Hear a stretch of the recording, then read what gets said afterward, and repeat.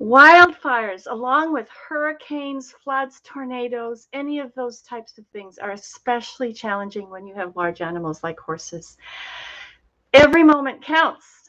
So we have to make split-second decisions that have to be important decisions, and it's critical to make those decisions before the disaster strikes. So our animals are relying on us to make appropriate choices and decisions for their benefit and for our benefits. And part of being prepared, part of that is being prepared and organized. So today we're going to chat about wildfire evacuation and what the needs of our horses are, what the needs of us is, and this will help us to become more effective, right? So I'm joined by a special guest today, my daughter, Isla. She's here because she was instrumental in helping with the evacuation of our horses, as well as many other people that are just so many. It's hard for me to mention here, but I'll try as we go along to mention people who I'd like to thank. But we're going to chat here about how this can help you to be more prepared for an evacuation or an emergency that may come along your way. So welcome, Isla. Thank you very much. Great to be here. My name is Chris Adderson, and I'm the founder of Harmony for the Horse. And if you're coming on live here, let me know where you're coming from, and maybe if you have experienced an evacuation where you live, because I know in Southern California you have experienced a lot of evacuations due to wildfire, and there's many other people here who may be from other parts of the world that have experienced this. So let me know if you have, and if you have any tips for our viewers as that what can help them. So Isla, can you tell us, I know, when we were in the throes of making choices and making decisions about evacuation, the fire was approximately 28 kilometers away from us, correct? Yeah, it was. It seemed like it was far enough away, so we didn't have to worry too much. But yeah, it traveled crazy far. So like all of a sudden it became something that we had to really pay attention to. Right. So it was 28 kilometers away from us. You're right. It traveled really far, very fast in one day, wasn't it? Or one night that it traveled that? Yeah, it was in like a 24-hour period that it traveled over 20 kilometers. So it was crazy how fast that it actually spread. Because like the day before, it wasn't really at all coming in our direction. It was headed the other way, but just the winds changed. And within 24 hours, it all of a sudden was going to be something we really needed to worry about.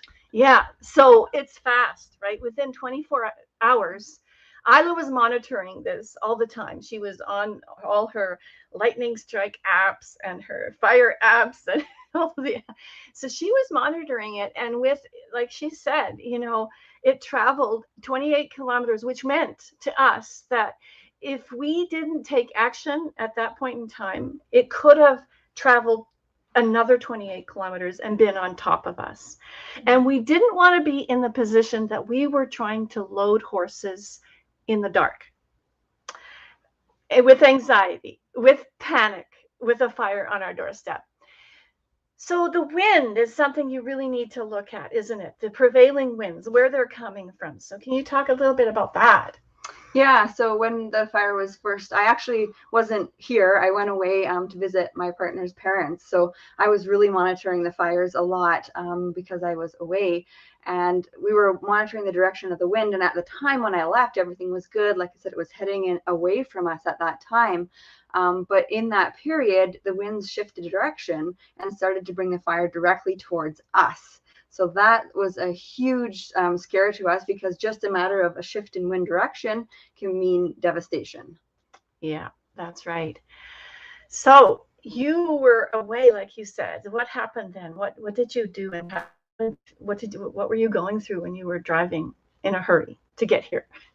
Well, it was really scary. And I'm really grateful that I set up with my other older sister ahead of time that if anything happened, she would be available to help mom and dad get everything out. I never thought I needed to use that because I thought everything was cool. I like monitored all the fires around us, which we are surrounded by quite a few. And I remember I did say, if there's anything we have to worry about, it's that White Lake fire. And so when I was away, I went 6 hours away. And that was too far. It was like very scary to try and get back in time. And yeah, it was extremely challenging. So probably not the best idea to go 6 hours away. Yeah, so let me know if you put a note for me below if you've experienced some sort of devastation like this with you and your horses, and how having large animals takes extra special care that we need to consider. Just put a note for me below. Connie, hello from Kansas, hot and humid. It's hot here as well, but not humid, hot and dry. Great to see you, Connie. Yeah, so when you were driving back, what kinds of things were you thinking of? We had done some preparation beforehand, hadn't we? We had a plan A. And so we had people that we had arranged where we could take our horses to if we needed to be evacuated, because this is an extreme year here with very high amounts of storms coming through with electricity, lightning strikes, and with no rain, unfortunately. And also called dry lightning, and also extreme dry conditions. We did not get our spring rains like we usually do. So extremely dry conditions leading up to it, and then a hot, dry summer, which we usually do get, but extremely different conditions that led up to this happening. So we were prepared. We did have a plan A. And as Isla mentioned, we had my eldest daughter, who also was on board in case something happens. So we did have support. But as you were driving home, Isla, like, what were you seeing? What were you experiencing? Well, it was really challenging because I was in an area that kept going in and out of service. And we were trying at that point to figure out where to take the horses because our plan A wasn't going to work. Because it just happened that all of our area, including Chase, which was where our plan A was supposed to be, was not an option. So Mom and I were communicating through text messages, trying to figure out what the best location was. And it was super hard to figure out. On my way back, I was also trying to figure out if I could rent an additional trailer to put on the back of my truck. But as it was, all trailers were already taken. So that was like impossible to do. So there was just so many things going through my head as what can we do to get out as fast as we can because we are now on alert. Yes, that's right. And having those trailers, right? We had our trailer already hooked up. We just had to do a few things, but extra trailers. We had 11 horses that we had to move in a hurry. And it was, it got to the point where Robin, my eldest daughter, and she's someone I really have to thank, her and Dylan, was, you get to the point where you're just too frazzled to think. I don't know about you, but for me, I was too frazzled to think. And Robin said to me at one point, she said, so what are we going to do about this? What are we going to do about that? She was firing questions at me, and I just had to say to her, I don't know. I'm too frazzled. Can you take it over? Which she did. And so that's one of our points that I want to make clear to you is have help. Have somebody when you are in the midst of trying to get all of this happening, that you have an outside person who can help. And what she did after I posted on Facebook that we needed someplace to go was she also posted in a group on Facebook, which was phenomenal, that we needed help and got responses back. And she then phoned the people in our area who could bring trailers to help out. And there was a wonderful several people who responded, and so we organized it. She did, and got that person coming here with a trailer within 5 minutes. And I'll talk about Erin in a little bit. So Isla was driving home, trying to arrange for different things, and watching this plume of smoke.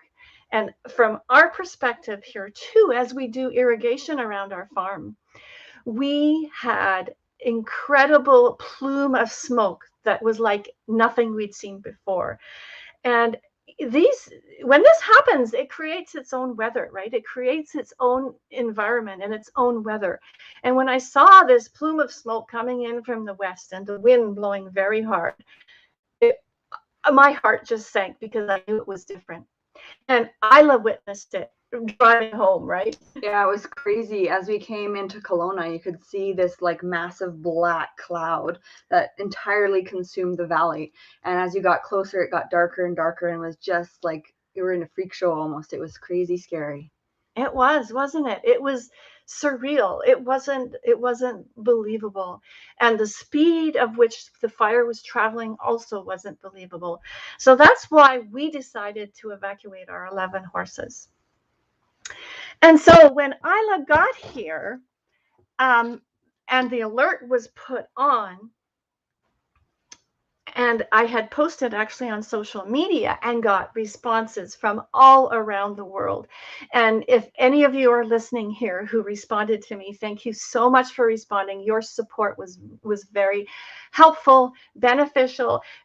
People said, I'm not close to you, but if I was, I'd love to help. We had offers from Washington, from Alberta, northern Alberta, from Ontario, from places far and wide, offering us help. And so thank you very much for all of those people. And along the lines of the trailering, there was an individual and his wife, this couple, who his name is Aaron Montagu. He actually had come off of staying up all night hauling horses out of the area where this fire was burning that was moving towards us. He then got our call for help. He responded, and he immediately came after being up all night hauling horses. He came here, took time off work.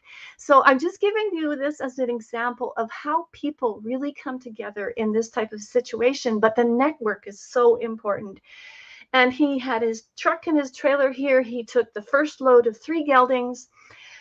My friend up at Jandana Ranch, Janice Jarvis, Janice and Dave Jarvis, I have to give a special thank you. Actually, Janice had texted me before I put the plea out to Facebook, but I didn't get the text message. So she was thinking about us, offered her place. And then within a few minutes, and she was giving us a phone call and said, you can come here. And I said, yes, we're coming. We'll show up. She said, fine, just show up and we'll help you out.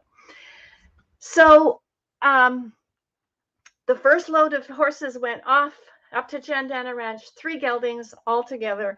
They went off. Then we loaded the rest in the horse trailer. And so now, we have 11 horses, right, who are all different kinds of horses. Mm-hmm. And this is where I want to impress upon you that it's important that you know your horses. You know them inside out. You know who they are, what they like, what they don't like, what stresses them out, what makes them feel comfortable. What do your horses need? Because in a situation like this where you're going to a completely different place, they don't know your horses. You have to be the one who knows your horses and knows what they need. So Adriana, good to see you guys. So great to see you, Adriana. Hi. And did you have trouble loading? Oh, let's get into that. Given the duress and pressure of having to evacuate, is there any prep you can recommend? Yeah, Adrienne, let's chat about that right now.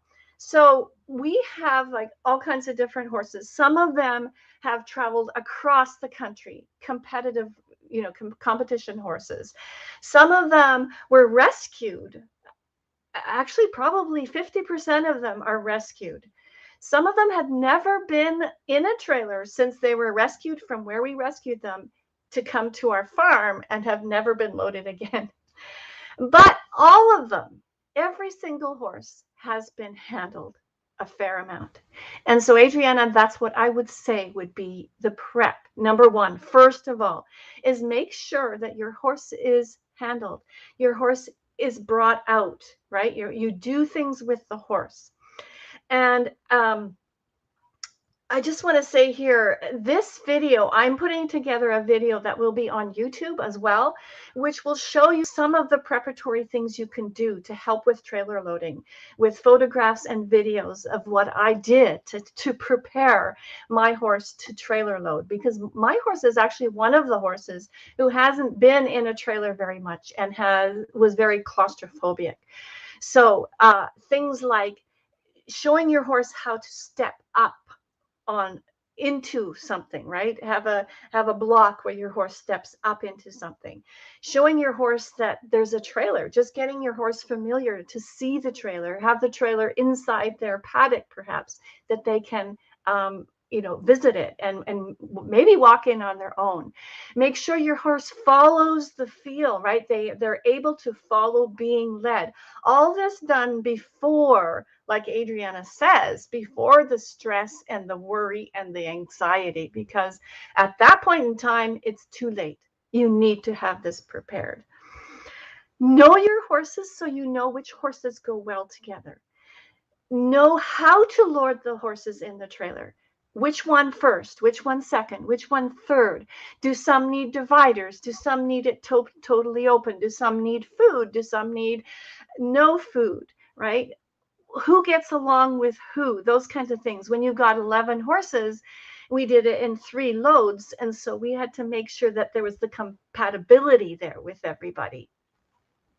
So let me know if that answers your question, Adriana, or if you'd like some more help along those lines. Preparation is the key, right? Preparedness, making sure that your horses respond to you and doing it in a timely fashion, right? Not waiting until it's an emergency and you've got to get out there.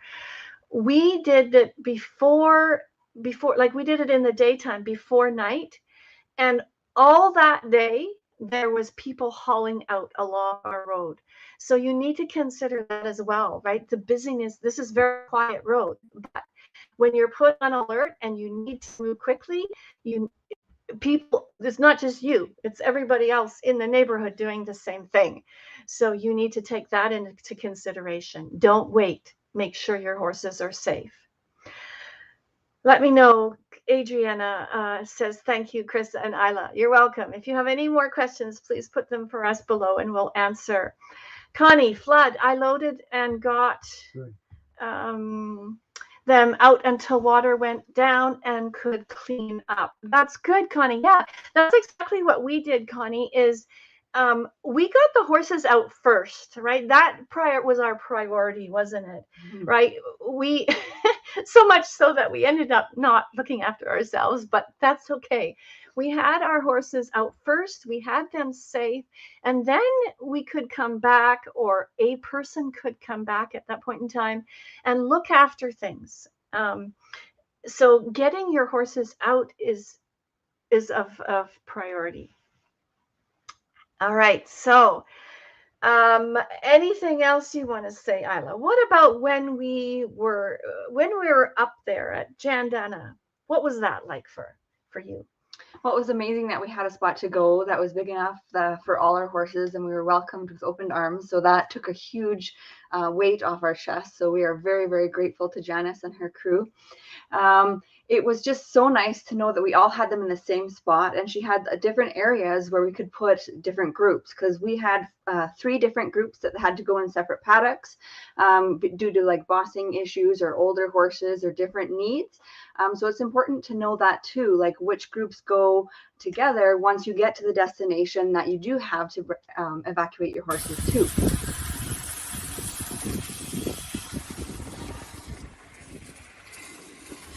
Terrifying at the same time. Yeah, so you can see in this short video clip, this is an example of where our horses were located. And we had them in groups, as Isla said. We have a Cushing's horse, we have a Mini, we have a pony. Those 3 horses, the easy keepers, had to go together. We have old mares who required food soaking. So we had to put them in a paddock together where if we soaked, other horses wouldn't get into their food. It was easy enough that we were able to do it. Then we had another paddock. We had 2 more actually.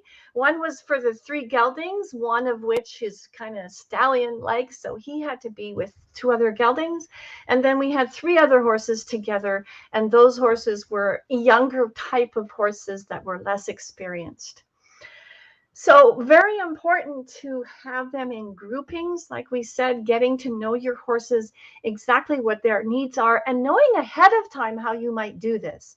So given that we knew that this would be an extreme fire season, we did have a plan. It was written down on a piece of paper who might go together, and we thought about things along the way. And this is us headed into the smoke. You can see the smoke um, as it was coming down the valley, and our horses were in the trailer. And so let me know if this is helpful for you. Let me know if this is making sense. If it's helpful for you, put a note for me below. So it's been a terrifying 2 weeks, right, Isla? Yeah. It's been absolutely terrifying. I hope this helps you to be more prepared. It's hard because you think you're prepared, but you can really never be completely prepared. Because as Isla mentioned, we had a plan A, but the fire season was so bad this year that we had fires all around us. And when we were put on alert and I looked at the map, it was like, where do we go? We can't go west because of fire there. There's the fire southwest of us. That's the one that was blowing in our direction. There was a fire east of us. There was a fire northeast of us. So there was fires all around. Our plan A didn't work out because they were also on alert. And people messaged me saying, oh, you could come here, but we're also on alert. So this made it very difficult. We didn't have a plan B at the time. But like we said, my friend at Jandana Ranch, Janice Jarvis, came and said, you can come here, which was a very safe place to go. It was a higher elevation. Yes, there were fires all around and there was smoke all around, but it was a very safe place. So when you're thinking about your planning and your preparedness, have a plan B. Right? Yes. That's what we didn't do. We didn't have a plan B. Have a plan B. Okay, there's one place we can go, but where is another place that we could go? As I was fired with these questions, why don't we go here? I was like, no, we can't go there. The fire's headed there. And it went there. If we were to go to that place, we would have had to evacuate again. And I've heard stories of people who have had to evacuate 2 and 3 times. Try to avoid that as much as possible. It's just adding to your stress and your anxiety. All right. Anything else that you want to add? Oh, I guess just, yeah, have a plan B. Like Mom was saying, it's really, really important. We didn't think of that.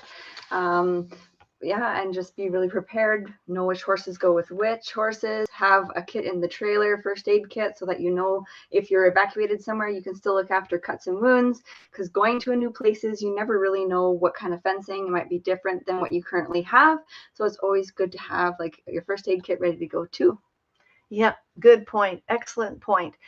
So this video I will put on YouTube as well. It'll be an expanded video with more details on tips and how to help with evacuation and preparedness.